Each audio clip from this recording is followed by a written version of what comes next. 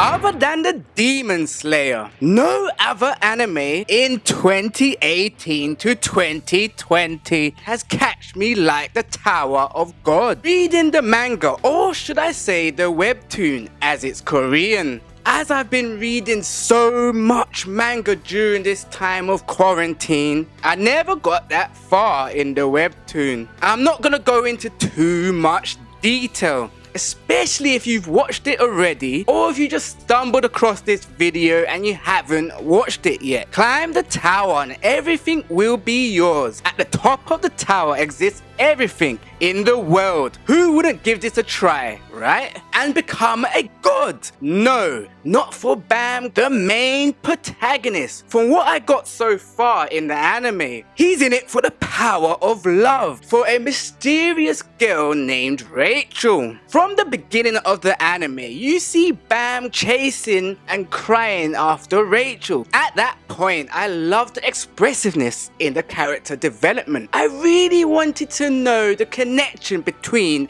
the two characters. We get to see a glimpse or a hint of their nature of their relationship in the anime. Rachel has chosen to leave her dark world for the tower for a better life. What ends up putting Bam into a position where he don't want nothing other than finding Rachel. This just goes to show how strong their bond must be. However, this ain't going to be easy. He is left with a couple of tests on the floors of the tower. Yo, what's good my lifestyle players? Tower of God, what a way to start 2020. It seems very promising. If you're new to the channel today, welcome, and welcome back to all my lifestyle players. And today's like goal is going to be 100 likes. This is new to the channel. We have not landed 100 likes on the channel yet. So let's make this happen and smash that like button below.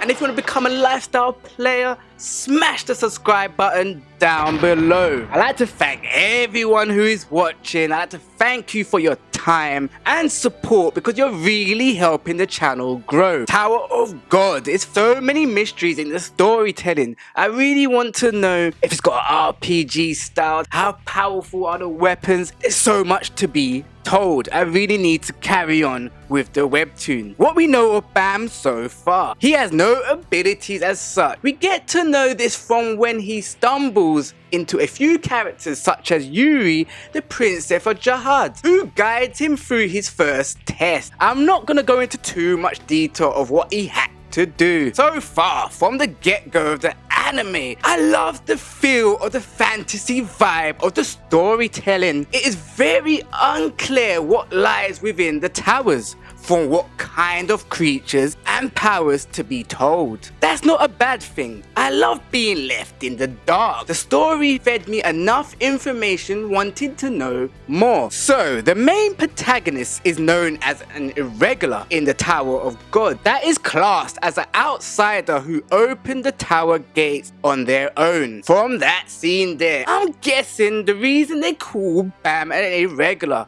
because it wasn't by choice to enter the Tower of God, such as Rachel wanted to go into the Tower of God to start a new life. As I was watching it, it really was starting to remind me of Sword Art Online and Bleach, to be honest. Let me know in the comments, did you feel the same way? Or what other animes did it remind you of? My personal reason why I say this, with Sword Art Online, the whole tower concept of reaching the top of the tower, and with the weapons, it is very reminiscent of Bleach. Speaking of weapons, there's a weapon called the Black March. It is a sword wielded by Yuri. Now, this is what had me grip. The sword, which contains a powerful spirit of some sort. It was borrowed to Bam by the Princess Yuri. As I said earlier, they were guiding him through the first test of the tower. This is how he obtained the sword. As I was watching the anime, also noticed there was a lot of world building being told by the other characters around Bam as they were guiding him through the tower. Bam had no other objective other than finding Rachel as they were guiding him through. I'm not sure if a lot of you may have noticed, there was a hunter towards the end who spotted Bam holding the Black